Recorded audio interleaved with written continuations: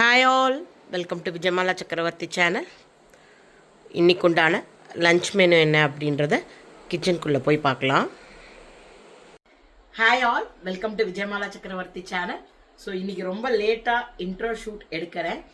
So எல்லாருமே எங்கள் ஆத்துக்கார் US போனதுக்கு விஷஸ் சொல்லியிருக்கேன். அஃப்கோர்ஸ் எனக்கு போக முடியலன்றது ஒரு சின்ன வருத்தம் இருக்குது. என்ன பண்ணுறது, ஆப்ஷனே இல்லை இப்போ எனக்கு. என் பொண்ணுக்கு கொஞ்சம் கோவம், என் கூட பேசுறதே இல்லை. ஸோ ஒன்று. ரெண்டாவது அவளுக்கு அவள் அப்பாவை பார்த்தது ரொம்ப சந்தோஷம். ஆனால் இவாலாம் பொதுவாகவே அப்படியே எக்ஸ்பிரஸ் பண்ணுற ஆளுங்கெல்லாம் கிடையவே கிடையாது. நானும் வெயிட் பண்ணினேன். போனால் ஜஸ்ட் ஒரு ஹெல்ப் பண்ணால் அவரு ஒரு ஹெல்ப் பண்ண அவட்டு கிளம்பி போயிட்டா. ஸோ 2 பேரும் என்ஜாய் பண்ணிட்டு இருக்கா அங்கே. ஸோ ரொம்ப ஹாப்பி எனக்குமே. அட்லீஸ்ட் அவராக போகிறதுக்காகாது பெருமாள் வழி விட்டார் அப்படின்றது எனக்கு ரொம்ப சந்தோஷம். ஒரு ஃபியூ வீக்ஸ் பேக் தான் அவ அம்மா போயிருந்தா. அந்த மாதிரி சுச்சுவேஷன்லலாம் பெருமாள் எல்லா தடைகளையும் இது பண்ணி அவர் கிளம்பி போகிறதுக்கு உண்டான ஒரு ஆப்பர்ச்சுனிட்டியை கொடுத்த வரைக்கும் பெருமாளுக்கு நன்றி. பரவாயில்ல, என்ன பண்ணுறது, வீடியோ அனுப்புவா, நான் பார்க்குறேன். அதையே உங்ககிட்டையும் நான் ஷேர் பண்ணுறேன். ஸோ இன்னைக்கு உண்டான மெனுவுக்கு போகலாம். ஸோ இன்றைக்கும் ஒரு சிம்பிள் மெனு தான். இனிமேல் கொஞ்சம் சிம்பிளாக தான் இருக்கும். ஏன்னா எவ்வளோதான் குக் பண்ண முடியும், சாப்பிட்றதுக்கு மனுஷா கிடையாது. ஸோ நான் யூஸ்வலி எனக்கு நிறைய குக் பண்ணேன் அப்படின்னா I will share it with somebody. நான் அதை பற்றி எக்ஸ்பிளைன் பண்ணலை. பட் கவலைப்பட வேண்டாம், எதுவும் வேஸ்ட் ஆகாது.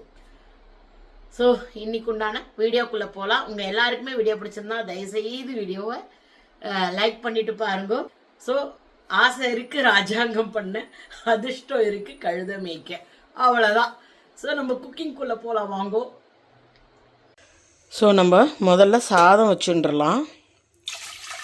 எங்கள் அப்பார்ட்மெண்ட்டில் போரோட பைப்பெல்லாம் உள்ளேருந்து சம் ப்ராப்ளம் வெளியில் எடுத்துகிட்டு அந்த பைப்புக்கெல்லாம் திருப்பியும் த்ரெட்டிங் ஒர்க் பண்ணின்னு இருக்கா. கட் பண்ணிவிட்டு ஃப்ரெஷ்ஷாக த்ரெட் பண்ணி திருப்பியும் ஜாயின் பண்ணி கீழே இறக்கணும்.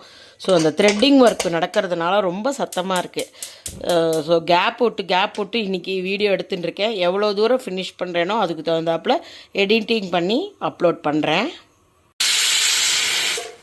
சாதம் ஆகிடுத்து, ஆஃப் பண்ணிடுறேன். ஸோ இன்றைக்கி முதல்ல நான் எடுத்துகிட்டு இருக்கிற காய் சேனக்கிழங்கு, எலிஃபண்ட் ஃபுட் யாம் சொல்லுவா இல்லையா, அந்த காய் தான் இது. இதோட தோலெல்லாம் சீவிட்டு இதை சீவி எடுத்துக்கிறேன்.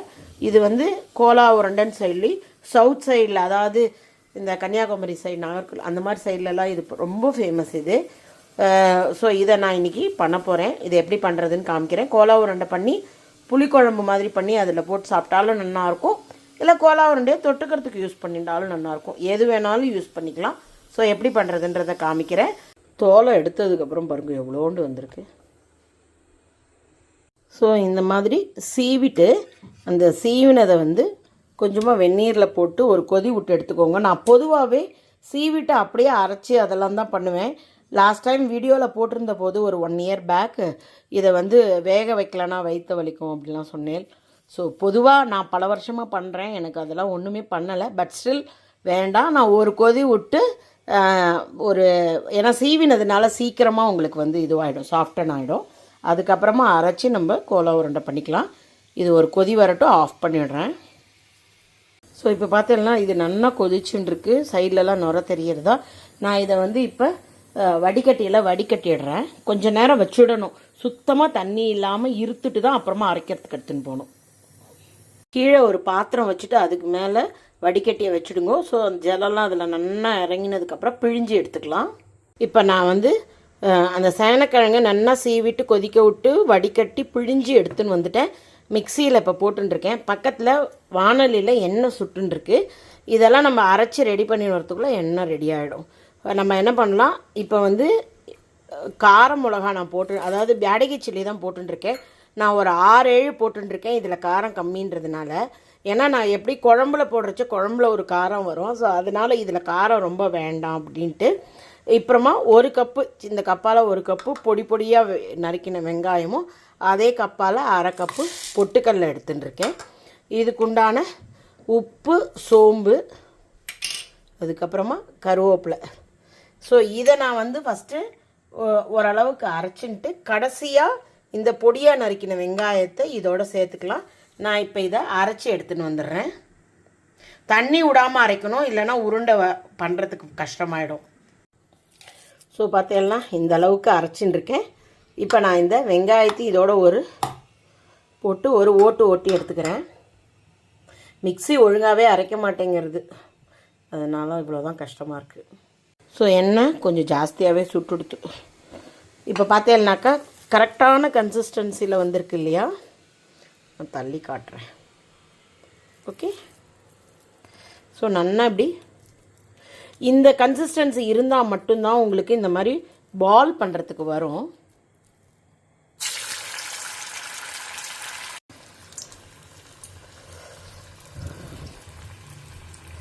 ஸோ இதில் ஒருவேளை நீங்கள் பை மிஸ்டேக் லூஸாக அரைச்சிட்டேல் அப்படின்னாக்கா இன்னும் கொஞ்சம் பொட்டுக்கல்ல போட்டுக்கலாம். அப்படி இல்லைன்னா கொஞ்சம் அரிசி மாவு போட்டுக்கலாம். பொட்டுக்கல்ல நான் இப்போ அரிசி மாவு போடலை, ஏன்னா பொட்டுக்கல்லையே உங்களுக்கு ஒரு கரகரப்பு தன்மையை கொடுக்கக்கூடியது தான். ஸோ அடிஷ்னலாக அரிசி மாவு வேணுங்கிறதுல இன்னொன்று நான் அரைச்ச இதுவுமே கரெக்டாக அரைச்சிருக்கேன். அடுப்பை சின்னதாகவே வச்சுக்கலாம், இல்லைன்னா ரொம்ப நேரம் ஆயில் சுட்டுடுத்து. கொரியர் ஒன்று வந்துடுத்து, அதுக்கு அங்கே போயிட்டேன், பேமெண்ட் பண்ண வேண்டியிருந்தது. சில நேரங்களில் அடுப்பில் கை காரியமாக இருக்கிறச்ச அப்பா கூப்பிட்டுட்டே இருப்பா, டாய்லெட் போயிட்டேன் வா அப்படின்னு, இல்லைன்னா கொரியர் வரும், இல்லைன்னா யாராவது பில் அடிப்பா. ஸோ இப்போ இது அத்தனையும் நான் நல்லா பொரிச்சிட்டு தனியாக எடுத்து காமிக்கிறேன்.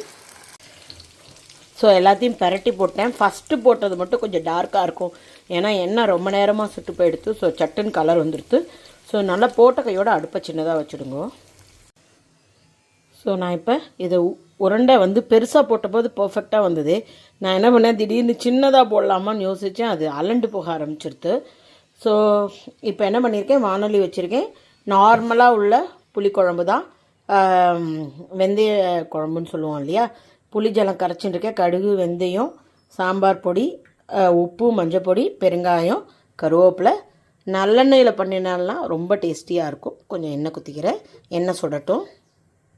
ஸோ இந்த ஒரு ஐட்டம் பண்ணிட்டாலே எக்ஸ்ட்ராவாக வேறு இன்னும் தொட்டுக்கிறதுக்கு வேணுங்கிறது இல்லை. இந்த குழம்ப பிசைஞ்சுட்டு உருண்டையை தொட்டு கூட சாப்பிட்டுடலாம். ஸோ நாங்கள் 2 பேரும் தான் இருக்கிறதுனால நிறையா பண்ணி வேஸ்ட் பண்ண வேண்டாம். ஸோ இந்த குழம்பு, சாதம், மோர் இப்படியே வச்சு ஒட்டிட வேண்டியதான் இன்னி பொழுதுக்கு. ஸோ நான் கடுகு, வெந்தயத்தை தாளிக்கிறதுக்கு போட்டுக்கிறேன்.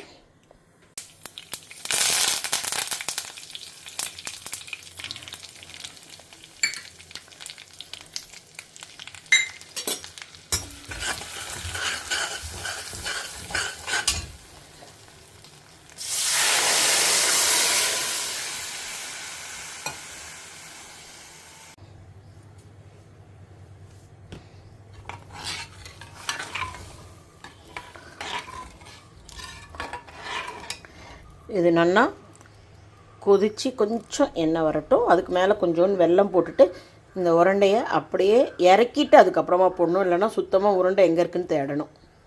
குழம்பு நல்லா கொதித்து எண்ணெய் பிரிஞ்சு வர ஆரம்பிக்கிறது. நான் இப்போ கொஞ்சமாக வெல்லம் போட்டுடுறேன். ஸோ வெல்லம் போட்டு கூட நல்லா கொதிக்கட்டும். ஸோ கொதித்ததுக்கு அப்புறமா இந்த பவுலில் ட்ரான்ஸ்ஃபர் பண்ணிவிட்டு இந்த சின்ன உருண்டையை மட்டும் மேலே போட்டு வைக்க போகிறேன்.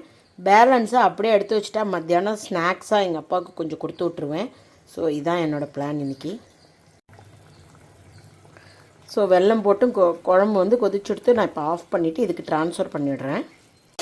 ஸோ குழம்பை ட்ரான்ஸ்ஃபர் பண்ணிவிட்டேன். இப்போ ஒரு உருண்டையாக இதில், ஆனால் ஒன்று சொல்கிறேன், சாப்பிட்றதுக்கு முன்னாடி தான் இந்த உருண்டையை நீங்கள் அதுக்குள்ளே போடணும். அப்படி இல்லைன்னா முன்னாடியே போட்டு வச்சுட்டேன் அப்படின்னாக்கா அப்புறம் போலீஸில் தான் கம்ப்ளைண்ட் கொடுக்கணும் தேடுறதுக்கு, ஏன்னா எங்கே இருக்குன்னே தெரியாமல் கரைஞ்சி போயிடும். ஸோ இப்போ பார்த்தீங்கன்னாக்கா நான் இப்போ எங்கள் அப்பாவுக்கு இம்மீடியட்டாக சாதத்தை கலந்து ஊட்டி விட்டுருவேன். ஸோ அதனால் இப்போ நான் போட்டிருக்கேன். உள்ளே எல்லாம் போய் மறைஞ்சுட்டுருக்கு. அப்படியே அந்த புளிக்குழம்புல ஊறிட்டு ரொம்ப டேஸ்டியாக இருக்கும். ஸோ சேனக்கிழங்கு கோலா உருண்டை புளிக்குழம்பு ரெடியாக எடுத்து மணக்க ரெடியாக இருக்குது. சப்போஸ் ஏதாவது 1-2 உருண்டை கரைஞ்சி எடுத்து, தட் இஸ் உடஞ்சி எடுத்து அப்படின்னா அந்த உதிரி கூட எடுத்து குழம்புல சேர்த்துட்டா குழம்பு கெட்டியாக இருக்கும். ஸோ இன்றைக்கு உண்டான தளிகை சுட ரெடியாக எடுத்து சுட சாதம், சேனக்கிழங்கு கோலா உருண்டை, புளிக்குழம்பு, அப்புறமா அந்த கோலா உருண்டையை செப்பரேட்டாகவும் எடுத்து வச்சுருக்கேன். ஸ்நாக்ஸாகவும் சாப்பிட்டுக்கலாம். தயிர் நான் ஓப்பன் பண்ணலை, வேணும்னா யூஸ் பண்ணிப்பேன், இல்லைனா எடுத்து ஃப்ரிட்ஜில் வச்சுருவேன். ஸோ இன்றைக்கு உண்டான தலிகை வெரி வெரி சிம்பிள் தலிகை, அவ்வளோதான். Hope you are all enjoying my video. If you like it, please like and subscribe my channel. Thank you for watching. Bye bye all.